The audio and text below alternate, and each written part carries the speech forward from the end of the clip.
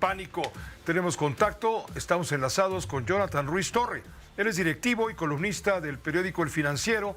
Ella es una publicación especializada justamente en estos temas. Jonathan, de antemano, muchas gracias por aceptar la invitación para comentar lo que ha sucedido hoy y ya se señala como un lunes negro. ¿Cómo te va? Buenas tardes. Muy bien, Pepe, un placer estar aquí contigo y con tu auditorio. Muchas gracias. ¿Cuáles son las lecturas que están dando ustedes allí en El Financiero a todo lo que está ocurriendo en los mercados, comenzando por el pánico desatado en Asia y luego la repercusión en el resto de los mercados occidentales, financieros occidentales? Creo que es un primer aviso para Estados Unidos, Pepe. No se trata esto, digamos, de una hecatombe financiera, no es el caso, pero sí es de un primer aviso de lo que tienen que hacer las autoridades de ese país. Como tú ya lo comentaste, el hecho de que la bolsa de Japón se haya visto afectada por un pánico parte del hecho de que en Japón, después de 17 años, Pepe, después de 17 años de no subir las tasas, las subieron. Y no las subieron mucho, estamos hablando de un incremento alrededor de entre el 25 y el punto 25 y el punto 75%. Pero eso fue suficiente para mandar una señal. Y quien tiene deudas en yenes que habían sido tradicionalmente pues, muy económicas porque no te cobraban impuestos, no te cobraban tasa, bueno, ahora tienen que pagar sus deudas o quieren hacerlo para no endeudarse. Y cuando tú tienes mucho dinero, Pepe, lo que tienes que hacer es ver de dónde sacas para pagar esas deudas. Y la gente que tiene mucho dinero, estamos hablando de grandes fondos de inversión, pues lo que hace es vender acciones. Acciones de Japón, acciones en Asia, acciones en Estados Unidos, acciones de empresas tecnológicas para pagar deudas en Japón. Y eso lo que sucedió es que como con cualquier producto, cuando la oferta supera la demanda, baja los precios.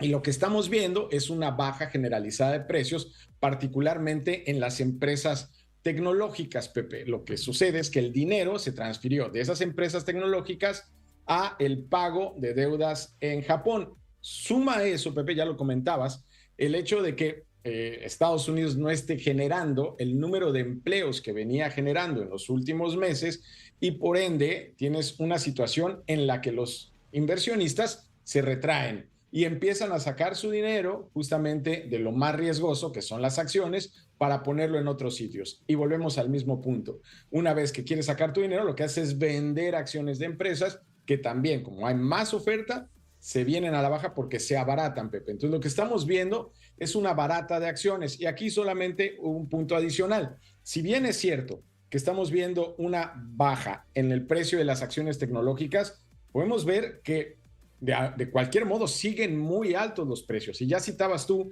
el caso de Nvidia, esta empresa que hace semiconductores, como los miles que tiene cada quien en su celular o los miles que están en, digamos, en distintos electrónicos de tu casa.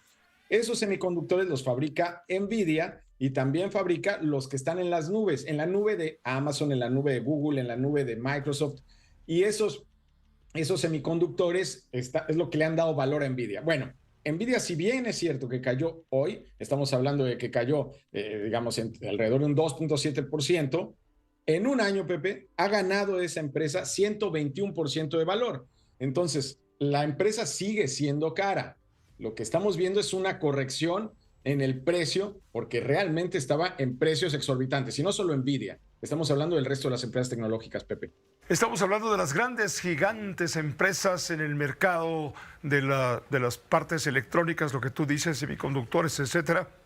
Vimos que también, junto con Nvidia, Microsoft se vino para abajo, Apple se vino para abajo, en fin, hay inquietud en los mercados de este tipo de empresas. Y sí, efectivamente, en Estados Unidos en el último mes solo se crearon 114,000 empleos nuevos y esto puso muy nerviosos justamente a todos los mercados, lo que tú estás ahora comentando. ¿Cómo nos pega en México toda esta situación? Porque de pronto en la mañana había mucho interés en ver la cotización del peso mexicano frente al dólar, andaba rayando el peso los 20 pesos, creo que cerró bastante más abajo, cerró en 19,39 según reporta Banco de México.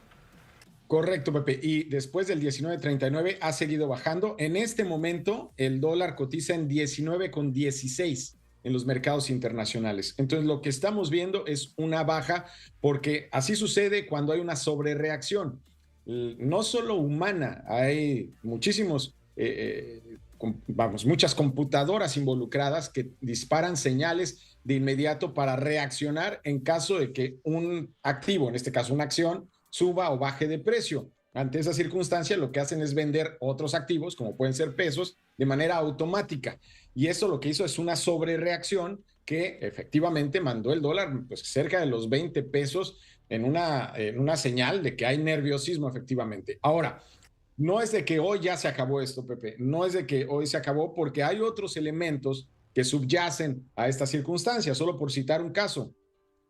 Muchas empresas, particularmente las nuevas, las que aún no conoce la gente, porque son empresas que van a ser el próximo Microsoft, quizás estoy exagerando, pero es decir, las nuevas empresas tecnológicas que apenas están creciendo, los startups, están siendo financiados ya no por empresas visibles como pudieran ser los bancos, sino muchos fondos de capital que responden a intereses de familias o bien incluso de pequeñas empresas bancarias, pero que no están a la vista y que son las que tienen dinero comprometido en estas empresas.